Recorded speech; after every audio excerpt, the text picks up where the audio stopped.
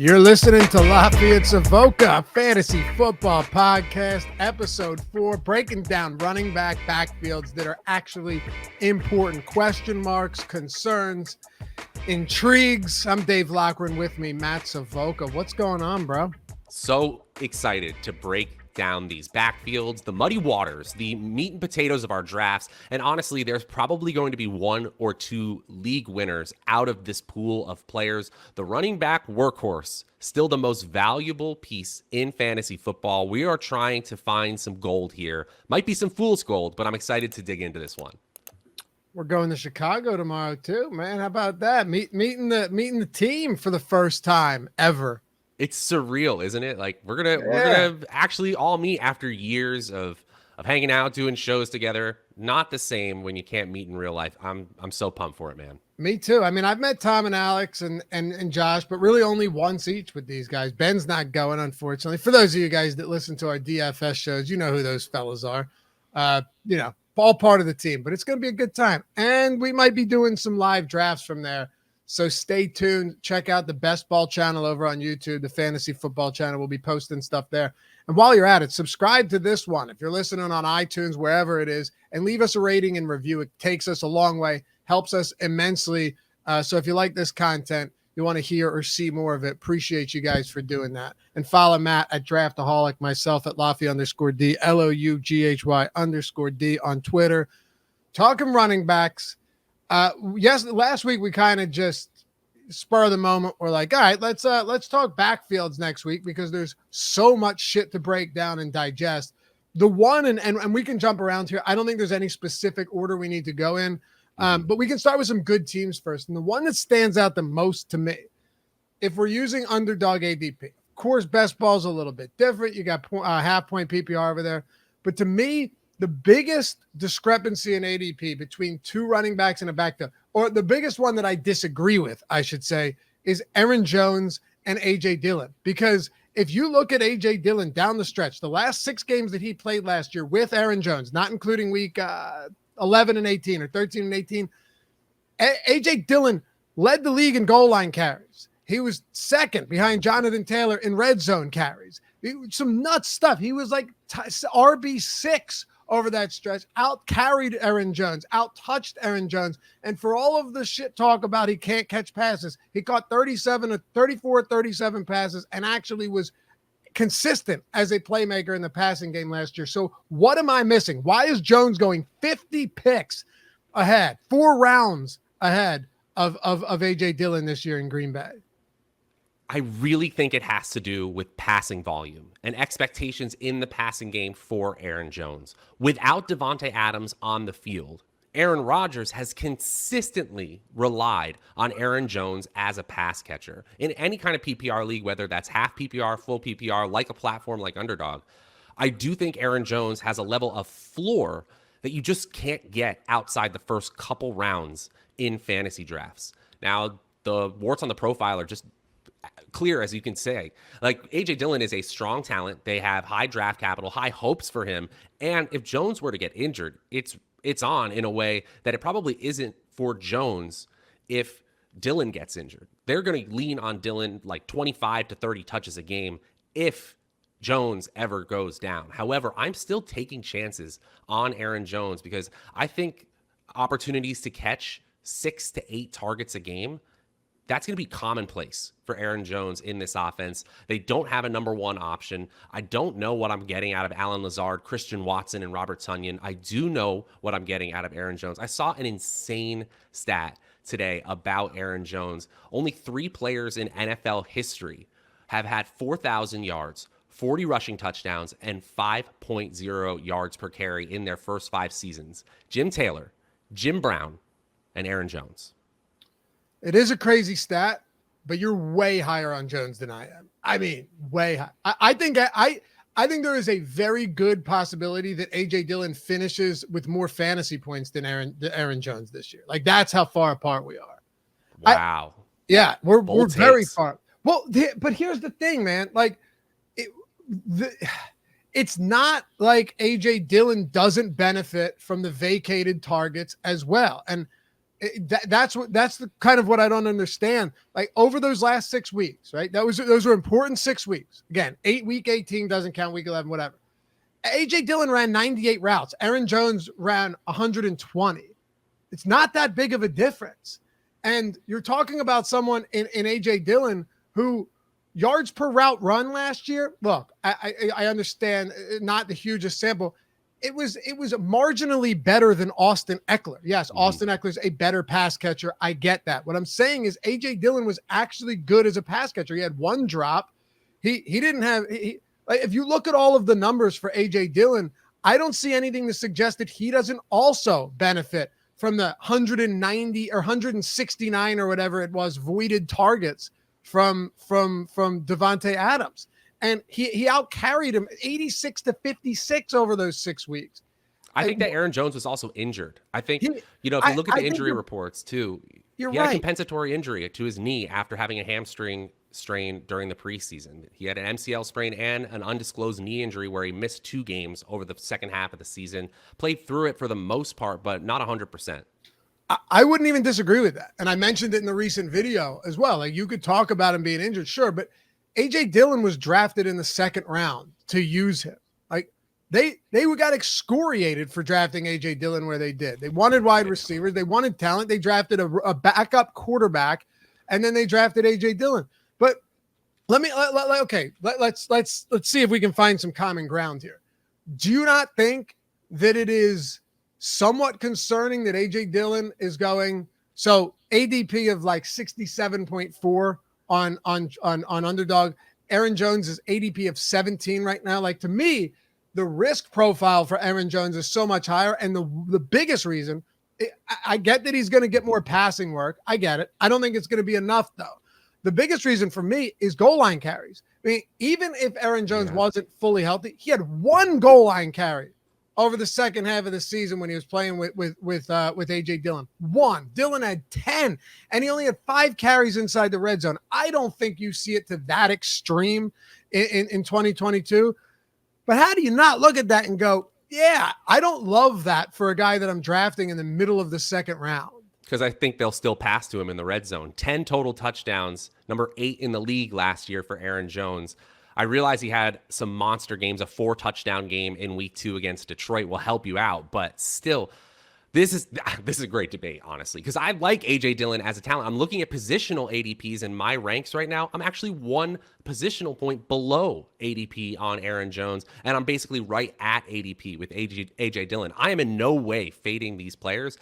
I'm just worried about this offense. Is it going to be high quality in the same way without Davante Adams? I don't know. Obviously, the MVP, 2 straight seasons, going to help out the team immensely. But we didn't even talk about how good of a word excoriated was. Come on, to censure strongly or to denounce. Fantastic word. That's what we do here, man. You and me, bringing out the big words. But yeah, look, I'm not saying that I'm a big Aaron Jones fan for sure. Not saying I don't like Aaron Jones. I'm saying I don't like him 50 picks ahead of AJ Dillon. I have some of the same questions as you do about the offense. How can they perform? I still think they'll be above average. I'm not particularly concerned about it, and they still have, if you're just looking at like odds, they still have some of the shortest odds to be they're the highest scoring team on the season. But 50 picks, man. I guess we don't need that. We kind of drove this home already, but if I have to take a risk on an offense that looks markedly different than it did a year ago, their 2 best deep threats, Davante Adams and Marquez Valdez-Scantling, are gone. You have a rookie in Christian Watson. I don't know what we get from him. Can Allen Lazard be the number 1? It's possible, but what does this backfield split look like? And if you're taking that risk, do you draft a guy in the 6th round, or do you draft a guy in the middle of the 2nd round? That's kind of where I've planted my flag. Very, very fair. And can I just say, this RB 22 through 28 range is as exciting as I can remember 100% in fantasy football. This Elijah Mitchell, AJ Dillon, Antonio Gibson, Tony Pollard, Miles Sanders, Clyde Edwards-Helaire. I mean, talk about finding league winners. There's just so much talent, upside, opportunity there. There's going to be somebody great in this part of the running back pool. For sure. And not all of those guys, just so your words don't get misconstrued, because I know where you were going with it, but not all of those guys are going to have big seasons, but all of them can have really, what you're saying is like, you could find one or two league winners among that group and it wouldn't be even remotely surprising. If you take the quantity over quality approach, let's say you start sort of hero RB or zero RB in your home league, this is such a fruitful pool of players to pull from. I should say. It's just a really good spot with, players and offenses that you can bet on. There's efficiency, there's guaranteed volume, and I really do like the stats you're bringing out about A.J. Dillon's usage compared to Aaron Jones, because the pricing difference is vast, and these are the types of things we can take advantage of. Do we know exactly how this running back by committee is going to play out? Absolutely not. But the expectation for a 6th-round pick is something like 8.5 fantasy points per game. For a 2nd-round pick in half PPR, you're talking about 13.5 to 14.5 points per game as an average, as an expectation. That's hard to do with Aaron Jones' current situation. Not impossible. I laid out the bull case, but the bearish case is absolutely in play as well. And I think the bullish case is very reasonable. It has to involve the passing game, though. Has to involve heavy passing game. If you go back and look too at his games, he's played 7 games without Davante Adams over the past 3 seasons. 2 of them were spectacular. One of them he had like 4 touchdowns. The other had 2 receiving touchdowns. The other ones were good. They weren't great. They were good.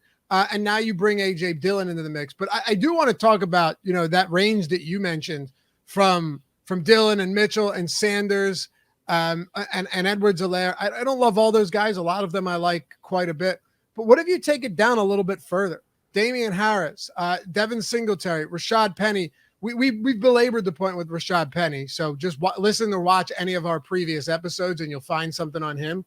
But Devin Singletary, this is okay. Can I set something up for you and get your take on this? Can we set something up here? All right. Let me set the table. It seems so often that rookie running backs come into the mix. Some of them drafted in the fucking 5th round and people go, that's the guy this year.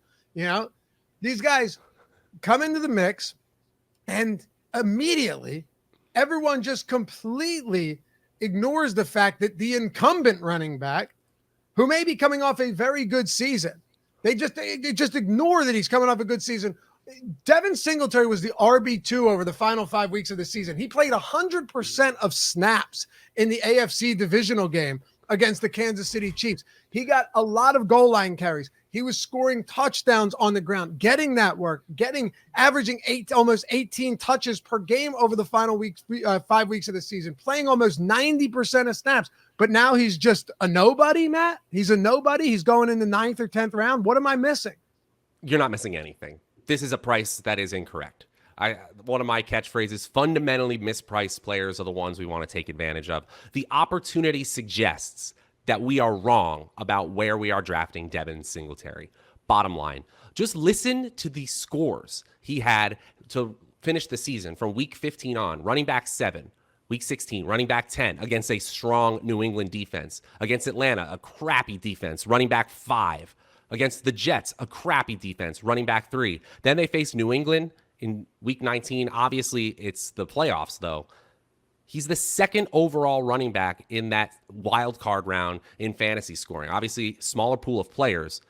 But this dude is expected to get 20 opportunities on an elite offense. And yes, this team, quote unquote, doesn't lie when they try to sign J.D. McKissick and then they go in and draft James Cook. They want a second running back. But in my opinion, and I think you would agree, that's because they need somebody to be Devin Singletary if Singletary gets hurt. Zach Moss, it hasn't worked out. Matt Breida, he's gone.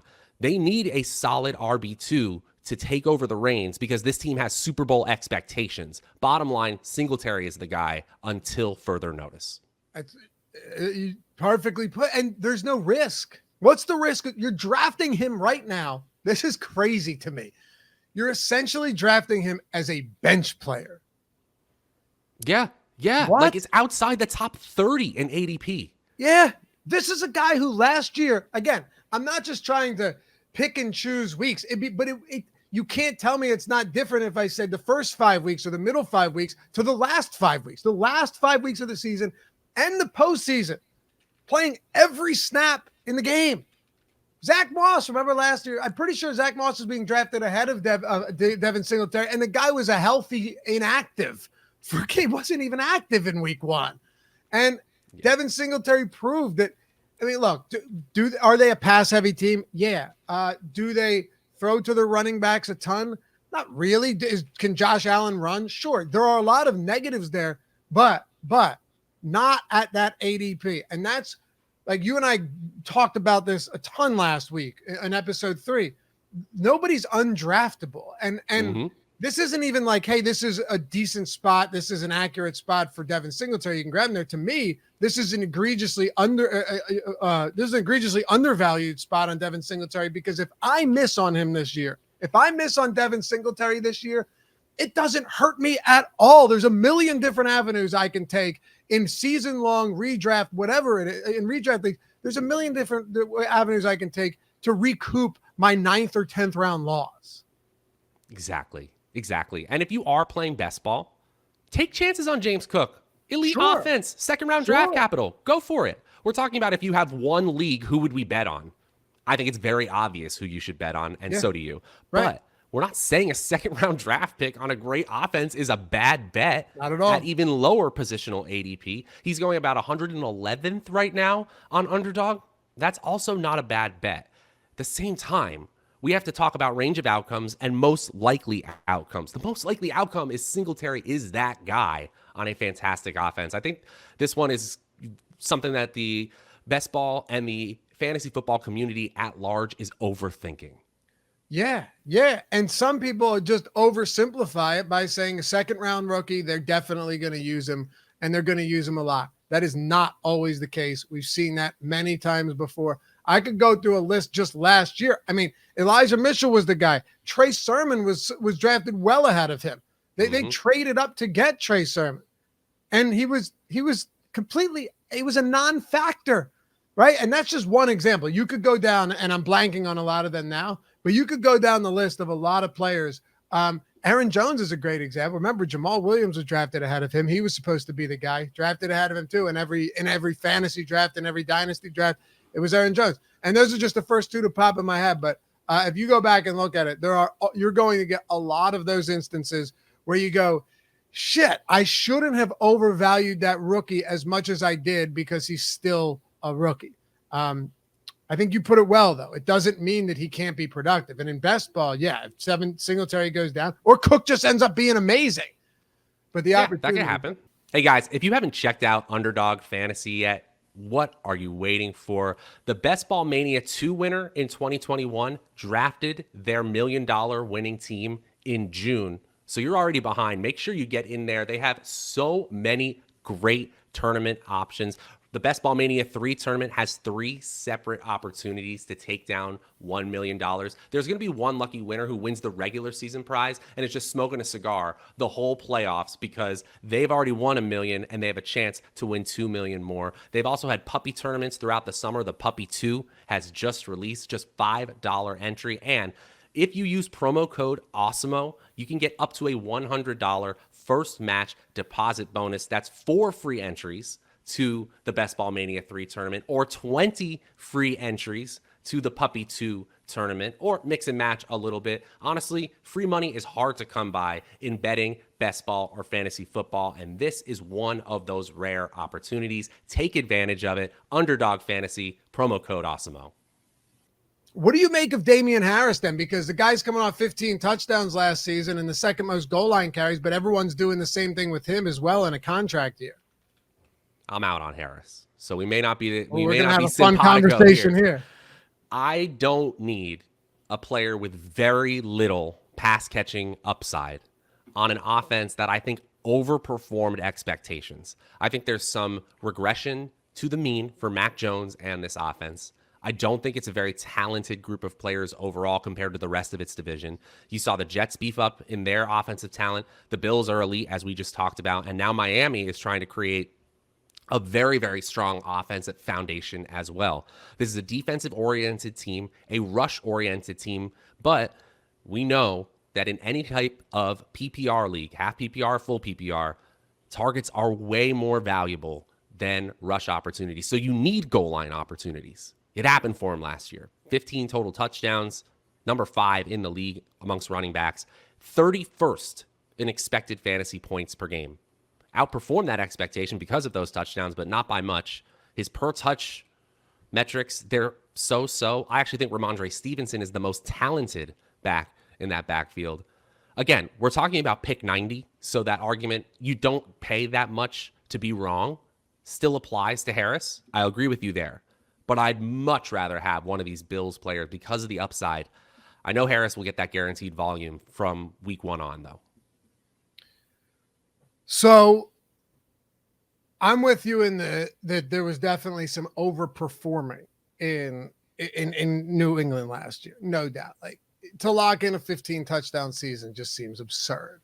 And Rhamondre Stevenson's pretty good, but I can't stop thinking about the fact that you have a guy in Bill Belichick who loves to just, running backs are expendable to him, and to some, and they kind of should be, right? But last year, the rookie contract, does he not just run Damien Harris? And then Rhamondre Stevenson is the clear guy next year? That's what's so tough to me, because he had 60% of the team's goal line carries last year, converted 14 of them into 9 of them into touchdowns, 9 of 14. Really solid efficiency at the goal line. Do you just go away from that? Does it go to a 50-50 split? They had, the 8th highest run rate inside the 5 last year. They had the 5th highest inside the 10. Mac Jones is a completely immobile quarterback, so I think that does benefit them, even if it is, a 50-50 or 60-40 split. All of your points, 100% valid. And I think that's why he's going as far down as he is. But if I were to just provide the counter argument, it would be they have a quarterback that is statuesque, cannot move, right? Like, he's not going to run. He's not going to scramble at the goal line. They're not going to have design runs unless it's like, Tom Brady-esque 4th and inches to the goal line. I still think you get a lot of scoring opportunities out of these running backs. And who are the pass catchers that are really going to take away a significant amount as a grouping? All of that leads me to say, I'll take some. I don't like him as much as Singletary or a lot of the other guys in their similar rounds, but all of that leads me to at least say, I think this guy, because he was also 11th in runs of 10 plus yards. Like, he did have some decent numbers, 17th in forced missed tackles, like, not bad numbers. It's just a matter of, is it worthwhile? And if I come up and it's like Damien Harris, or let me ask you this, Damien Harris or Kareem Hunt, assuming Watson misses half the season. So low on both players right now compared to positional ADP. I have Hunt 1 spot ahead of Harris. Would you go Clyde Edwards-Helaire over Harris? I'm assuming yes. Yep. Okay. It's an interesting range for sure.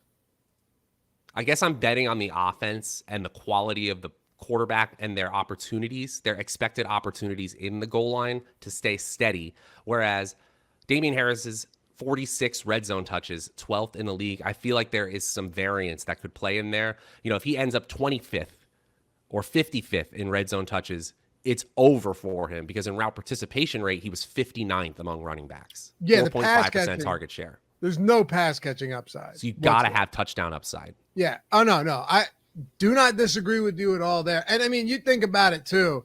Last year, you were without James White as well, and still no pass catching real work from Damien Harris. So touchdown dependent, yes. Is he at least on a team that is going to run a lot once they get close to the end zone? Yes. And I think that is your silver lining, that they don't have the same type of offense in terms of what they can do towards the goal line as like the Buffalo Bills do. That really is. They rely on Josh Allen in significantly more ways, not just as a passer, but as a rusher, whereas that isn't as much in the red zone range of outcomes for the Patriots. You most likely way that it doesn't happen is obviously a passing touchdown, but vulturing of rushing touchdowns from Stevenson while both are healthy, that's probably not happening that often. You're right. Are you at all, I mean, even remotely confident in anything that's going to happen in this Baltimore backfield this year. No. Honestly, we joke about Lamar Jackson being a running back, but he really does take up a huge share of the team's rushes. Yeah. And he has so much upside, isn't going at a super high ADP for a quarterback in the top tier. I think Lamar Jackson might be my favorite singular pick in all of fantasy football this year, because there is no one in the 5th round with as high of a chance to be the number 1 player at their position. And because quarterbacks score the most, the number 1 player literally in all of fantasy football, then Lamar Jackson. So compared to ADP, he has passing upside. I think Bateman's going to have a great year. He has great scramble ability, and the design rushes are different for him than every other player in the league. Dobbins is a great talent. He's coming off of injury to the point where now he might actually be at the discount where I could consider him, but mostly in best ball. I'll take chances on this backfield. I'm not sure I want any single running back in my my home fantasy league. I don't want to decide when to start them, when to sit them. Just give me the upside of Lamar Jackson. And if I want to stack them, give me Mark Andrews. I know it's a lot of draft capital on Ravens, but as you said in the question, I'm just too uncertain about the opportunities for these players. Remember, they brought in Mike Davis as well. Yeah.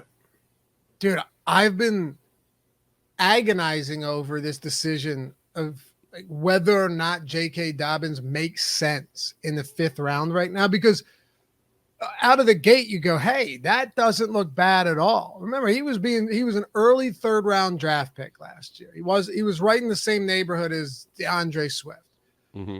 But what's tough for me is it's threefold. One, Lamar Jackson. I don't really have to expand on that. You mentioned it. 2, coming off an injury, may or may not be ready for week 1, but even if he is, do you really need to rush him back into it? Not really. And then 3, Gus Edwards is good. Yes. Gus Edwards has never averaged less than 5 yards per attempt in a season. Now, credit a lot of that to the fact that defenses have to account for Lamar Jackson. There's no denying that. Also, the fact that J.K. Dobbins averaged 6.3 yards per attempt in his rookie season. But, man, I was digging into it, and I'm thinking, oh, God, I want to like this guy so much because I'm just a huge fan of J.K. Dobbins. I think he's very good. But there's no doubt the touchdown regression hits. He had 9 touchdowns on unlimited carries. And it's also not out of the realm of possibility that it's kind of an even split in the red zone and in general with him and Gus Edwards, even if both of them, both coming off ACL injuries, are healthy. And then you have Lamar Jackson to deal with. There's so many variables that I can't account for, not even including the ACL. And here's the kicker for me, Loughy. The players he's going around are so freaking good. Listen to the players who are available from the overall pick 47 to 60. I'll just give you some of my favorites. You want to go for the Denver upside with Russell Wilson? Jerry Jeudy's in there. You want the number 1 overall tight end possibly? I think George Kittle's got a great shot despite the tight end 5 ranking. Patrick Mahomes is often going in this 49-50 range. Lamar Jackson, as I mentioned. David Montgomery, who I believe is going to be a bell cow running back. J.K. Dobbins is going towards the end here. I'd much rather have Kyler Murray, who is going 1 pick later in overall ADP. I know the positional values always change. You say things like, not in my league, but I really think you have way more upside, even considering positional value with other players in this 5th round range. J.K. Dobbins or Darnell Mooney?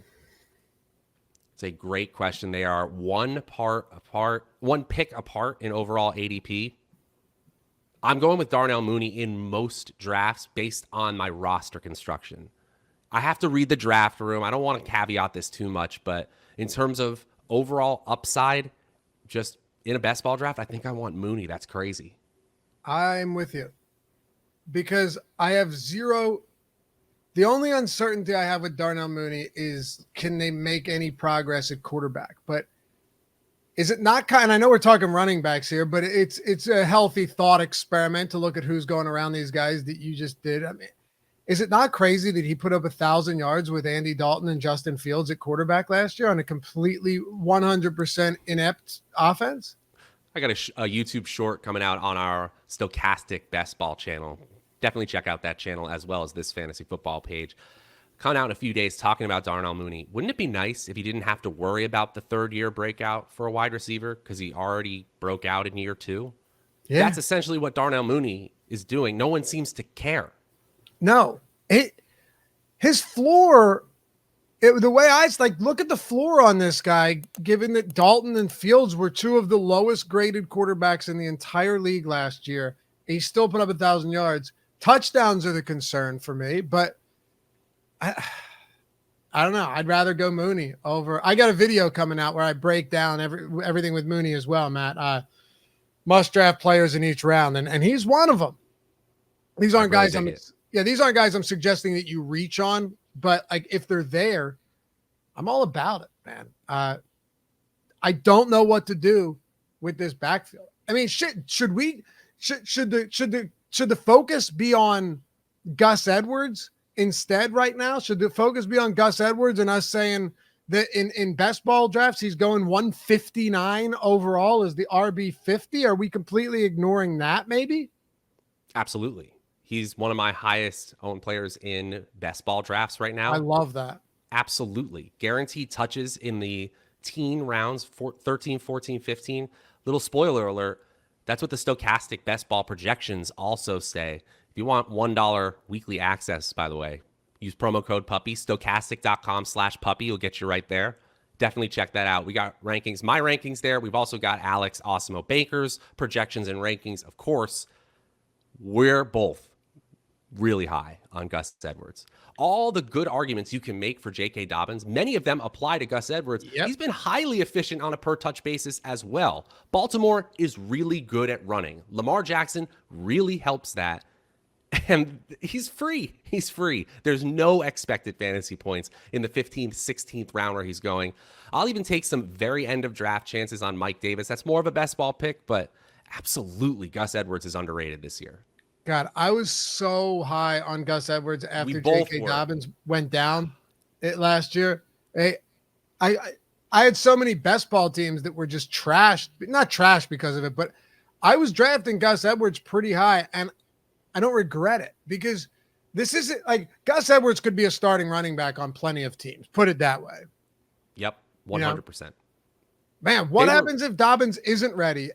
Or what happens? Like, I know that Gus Edwards is coming off the ACL as well, but Dobbins had another injury factored into that, like an LDL or something. I don't even remember what it was, but a LCL, something, whatever. I don't know the lingo, Matt, but it was something else that they said could, postpone his recovery a little bit further than, I don't know, but. Yeah, Gus Edwards. I believe they already said that he's not going to play in the preseason, or it's looking unlikely. Right. So, where's Gus Edwards in his recovery? Let's see. This seen the much content they want. Yeah, I'm seeing that they're considering a best kept secret still. All right. Well, we'll see. But the fact is, both of them are coming off the injury. He sued a strip club. Gus Edwards? Apparently. Why? March. I guess he was robbed. Holy moly. I'm glad he's okay. Sued a strip club. All right, Gus, I see you. Producer Chris back there like, where has this gone? Well, what am I going to have to edit? This is hardly off the rails. Do you have concerns with the Elliott Pollard situation? Yeah, absolutely do. Pollard is just #good at football. That's the thing. And Elliott led the league in yards per attempt last year among anyone with 130 plus carries. Yeah. There are so many advanced metrics that love Tony Pollard that I'm just ready to say he's good at football. And even the film grinders are like, yeah, this guy needs more touches. All the credit in the world for Ezekiel Elliott playing through a literally torn PCL. Awesome. But I think that when running backs kind of lose their luster, especially with the amount of touches we've seen over the course of Ezekiel Elliott's career, I don't think it really comes back. That firepower really comes back in that same way. Whereas Tony Pollard, the younger player, the more explosive player, and honestly more advantageous opportunities. He's often getting third down opportunities or getting the ball in space. That's how you get the number 2 player, the number 2 running back, and expected points added, one of my favorite advanced metrics, and yards created per touch. That's yards after the yards blocked by the line. He was 6th in the NFL. On a per touch basis, there's really few players who are better, few players that you want the ball in their hands more than Tony Pollard. Give him a chance. This is one where normally you'd go, all right, well, Ezekiel Elliott, it's just can't go near him. Can't go near him. Tony Pollard's too good. And I don't disagree with the latter part of that at all. When it becomes more complicated is that Ezekiel Elliott is being drafted now in the 4th round. Last year, remember, he was a 1st rounder. And I don't know what to make of it. I will tell you though, while I can't say for certainty that I know how he's going to return, I can say that there are plenty of running backs in this draft, specifically ones that you and I talked about going after Ezekiel Elliott, that I don't really want to take the risk there. That's how I feel. Yeah. Like we don't need him, right? And it's people have done the research. The running back dead zone is at least somewhat of a thing. The volume looks like it's there, but there are just too many yellow flags to the point where I think they've added up to red in my mind. Yeah. Give me Etienne one positional point higher than Elliott. I'd rather reach a little bit there. I do like Javonte Williams. I was nervous about him last year. Same thing. Incumbent running back. You have Melvin Gordon, who's actually, never been bad. Never been elite, but competent. And then you look at last year, in the games that both of those guys played, Melvin Gordon had more carries than Javonte Williams, and Javonte Williams' biggest game came with Melvin Gordon out. Passing game, Javonte Williams is definitely better. But this year, I can't help but think that you see Melvin Gordon get phased out more. And I know you had Hackett say they're both going to get work and, they're going to keep both of them busy. Coach speak is very difficult to take at face value. And Javonte Williams, despite, you look at the numbers on the surface, Javonte Williams was the better running back last year. I could go over, a million different stats on why Javonte Williams was a better running back than Melvin Gordon, who was fine. But Javonte Williams, you're getting him at the RB13, might be a little bit high there. But when you look avoided tackles per attempt, this one really stood out to me. He led the league in avoided tackles per attempt. We know that he's pretty elusive. He was 7th in PFF's elusive rating. And he forced, this is the craziest thing to me, Matt. You want to hear a crazy stat?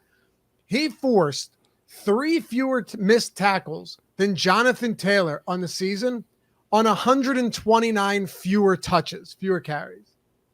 I think the work here is done. This is a great player. This is a great player that now has a massive upgrade at the quarterback position, which means that the red zone opportunities, yes. He had 37 total red zone opportunities outside the top 20 running backs. I found that the fact that they even got him the ball that much in the red zone to be impressive. This is a player I'm taking chances on. As I said in a previous show, I have room for one player in my top 5 rounds of fantasy drafts who I have to bet on them doing it for the first time. The upside pick. All the other players, I just need them to do it again. But Javonte Williams is that exception player in the 3rd or 4th round. So many good things going for him this year. Melvin Gordon is fine, but he's 29. He's just had a lot of tread on the tires compared to Williams, who nobody can touch. And I don't think the floor is that low, though, on Williams. Maybe we miss the ceiling, or at least what we project could be the ceiling for somebody like Javonte Williams. But I think the floor, this is a team that was bottom 10 in offense last year. They had a bottom 10 red zone efficiency, bottom 10 passing game. We both expect them to pass more, but you nailed it. Yeah, you're going to pass more, but you're going to be in the red zone a whole lot more. You're going to have more. I don't care if you're running the ball, at your own 30-yard line, but you can't get past you can't get past midfield. That does nothing for me.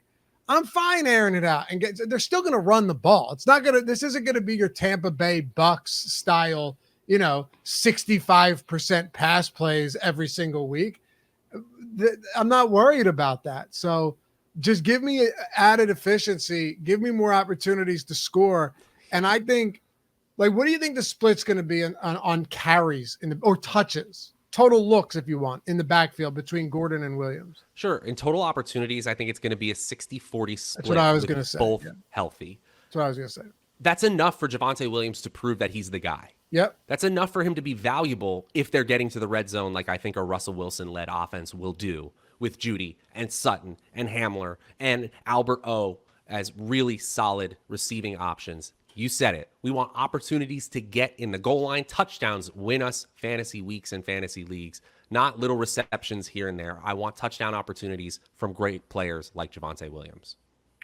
Honestly, it's a perfect segue into Cleveland. I mentioned we maybe don't need to talk about that, but I think now looking at how closely these guys are, or how close they are on ADP, this. I don't know if there's a bigger fan of Nick Chubb's running style than myself. I love a player like him or Derrick Henry that, kind of, maybe a little slow in the first half of the game. Third quarter, they have just completely dismantled. They have completely worn down the defense to the point where, it's no surprise. There's no coincidence that Nick Chubb, in second half of games and Derrick Henry in second half of games have those huge breakaway runs, have those huge tests. They're wearing the defenses down. But Nick Chubb's passing upside is limited at best. And I don't know how, and I like Nick Chubb again. I think he's perfectly fine at like an ADP of 26. But I'd still rather have Javonte Williams at essentially an identical ADP because I think the offense is going to be better, and I think that he's going to get more passing game work. So my question to you is, do you prefer that, or do you prefer a Cleveland team with Nick Chubb where you say they have to lean on the defense, they have one of the best secondaries in the league, one of the best pass rushes in the league, and they're going to have to lean on the run game if they're going to have any success? How do you come to terms with that, with both of these guys at the same ADP?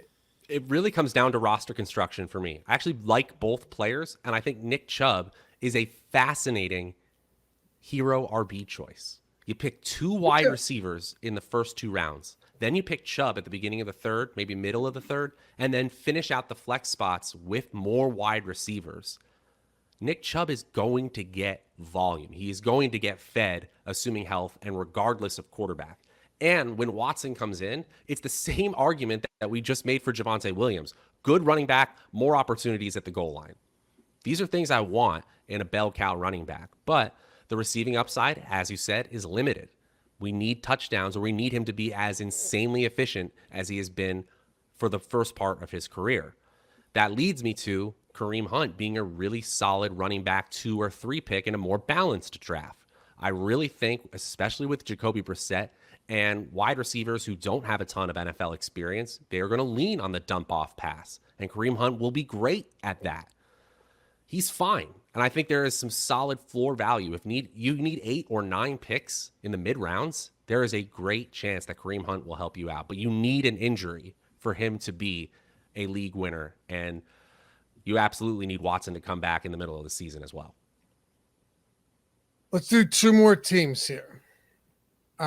Subscribe to the podcast too. Show some love. Leave us a review. Subscribe on YouTube, wherever it is you're listening or watching. Appreciate you. Follow Matt, Draftaholic, me, Loughy_D, LOUGHY_D. It's a tough one. New York Jets, Breece Hall. Here we go. Another rookie. Michael Carter was a rookie last year, though. There were games where this guy's getting like 10 targets a game. Decent pass catcher. Offense, we still have zero idea what type of improvements you're going to see here. Is Breece Hall a guy that you want at his current ADP? Because these are the guys that scare the shit out of me. Yep. The old adage, better in best ball, is perfect for Breece Hall this year. Could he break out in year 1? Absolutely. If you want to think of one running back in the 2022 draft that could be the next Jonathan Taylor, the probabilities are highest for Breece Hall. But is it really on in year 1 for him in this Jets offense, how can you say that with certainty? Truly, like, how can you? We have no idea what the quality of this team is. We have no idea if Zach Wilson's able to take the next step. As a fan of the NFL, I want it to happen. I genuinely do. I want this offense to break out. And in best ball, I am taking shots at this Jets offense, and I'm fine including Breece Hall in team stacks because he's going to get pass opportunities, and he's just going to get volume because of his draft capital. But he's really, really risky at ADP. Simply put, pick 45 right now in that same range where I believe you have wide receiver, quarterback, and tight end league winners hanging around that draft range. Hall is one of my least favorite in that spot. And another thing too, it's like, is Elijah Vera Tucker going to play well? You know, you have Mekhi Becton who's dealt with injuries. The offensive line there definitely is the offensive line is definitely one that I have no idea what to make of that either. You know, PFF has them at 13th. But like this is what they said, and this is exactly what I'm saying as well.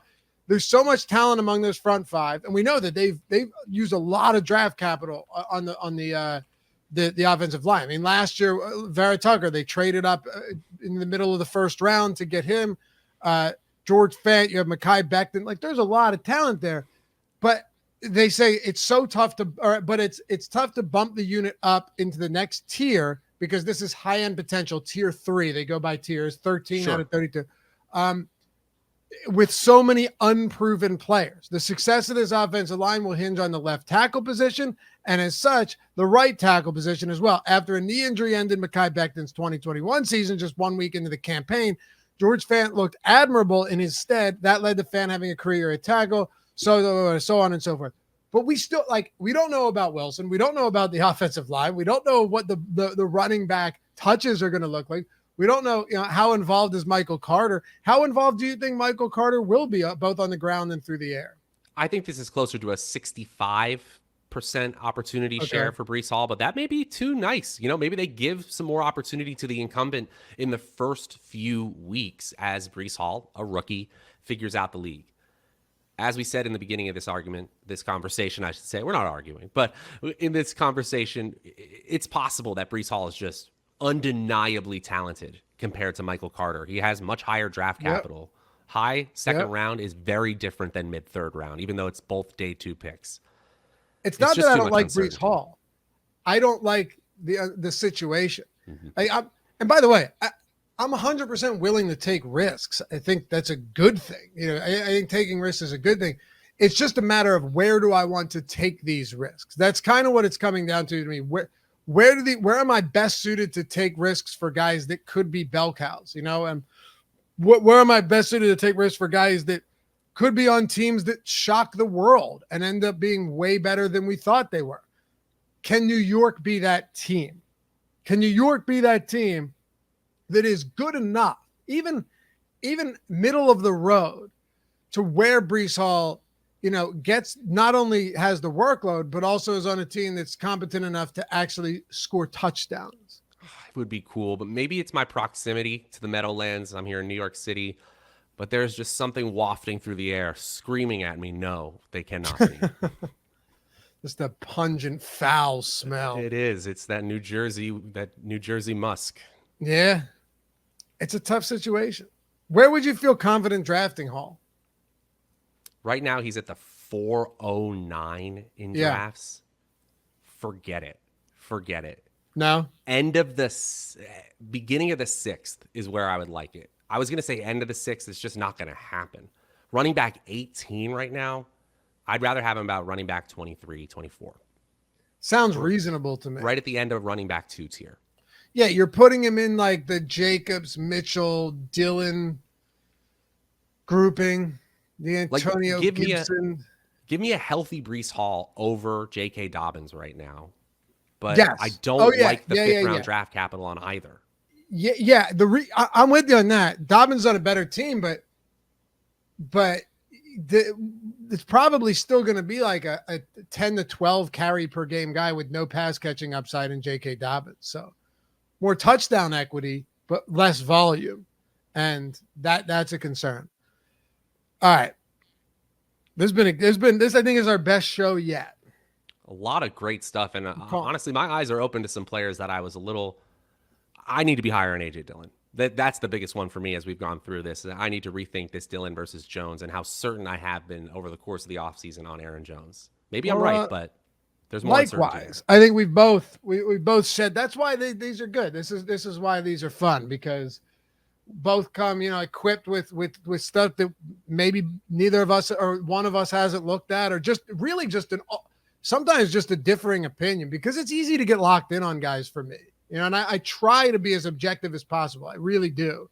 But it happens. You see stuff and you're like, man, how can this guy fail this year? And we know that literally any player can fail any single year. But like, even if you were to just say barring injury or suspensions or stuff, once you get into the 4th and 5th and 6th rounds and later, none of those guys are guarantees. That's why they're going in those rounds. Absolutely. I like to.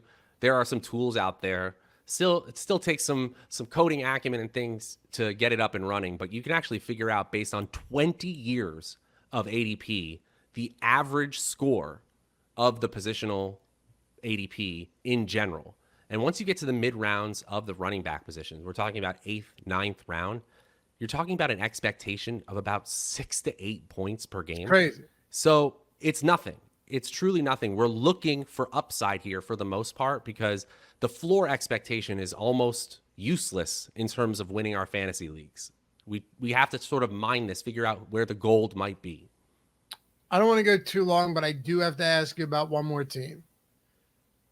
There are certain teams that I really, really do struggle to grasp. And I don't think that it's not like lack of information or my lack of due diligence, but more so just we don't know. Anybody that comes in here and tells you that they just know what's going to happen from year to year, they're full of shit. You don't. Like, yeah, we know that Jonathan Taylor is going to get an absolute ton of work. There are certain things that are sure things, but others aren't. And with DeAndre Swift, I can't help but look at this situation and go, yeah, they have a pretty decent offensive line. Should be good. Should actually be pretty good. But what I'm struggling, if Jamaal Williams is healthy, how much work does he actually get this year? I'll put this twofold. How much work does he actually get is truly in much more question than his draft capital indicates. The 15th overall pick may only get about 50% of his team's total running back opportunities. That means you are betting that 50% is almost all the receptions work. Yeah. And that his efficiency maintains, which he's had really strong efficiency. Player Profiler ranked him number 1 in yards created after the offensive line blocked per touch, over 4 yards. Wait, that's Swift or Williams? Swift? That's Swift. Yeah. Now, Gajeski, in a previous running back episode, I believe on the Fantasy Football Channel, pointed out that there are some discrepancies in the charting for Player Profiler and for PFF. Swift's efficiency metrics on PFF are actually quite poor, to the point where, Gajeski, a really sharp fantasy football mind, is totally out on DeAndre Swift. The way I'm playing this for the most part is Swift is a mediocre second-round pick. I'm fine with him when he falls. And Williams, similar to Gus Edwards, is a free way to get pure volume late in drafts. Not as good of a team, not as nice of a situation. But again, the draft capital is to the point where he's absolutely free and he's getting touches while healthy. Yeah, couldn't have said it better myself. I think Swift could have a big season. I also have some legitimate concerns. Now, to be fair, the offensive line is in much better shape this year than it was last year. That's a huge, you cannot overstate how valuable an offensive line is to a running back, to a football team. I know I'm not telling you guys anything you don't know. I'm just saying, good running backs can have bad seasons running behind bad offensive lines. Just true. Yeah. That whole offense is improved, right? They love playing for Dan Campbell. Take that, that there's no stats behind that, but that is a team that goes out and tries to execute at their absolute best. Dan Campbell. I love that guy. I didn't expect to love him as much as I do, but man, it's awesome. And Amon-Ra St. Brown and Jameson Williams, their first-round pick. TJ Hawkinson, they bring in DJ Chark. There's a little bit of talent there. Maybe Yes, they can put it together. Does it take away from Swift's pass catching upside? Like, I think he's still very involved in the passing game, but I was thinking to myself, like, does this team, can they spread it out a little bit more going forward? Because Amon-Ra St. Brown didn't really break out until the second half of the season. Yeah, and that coincides with Swift's targets going down. He only had more than 5 targets one time from week 8 on, and that was 6 targets against Pittsburgh in week 10.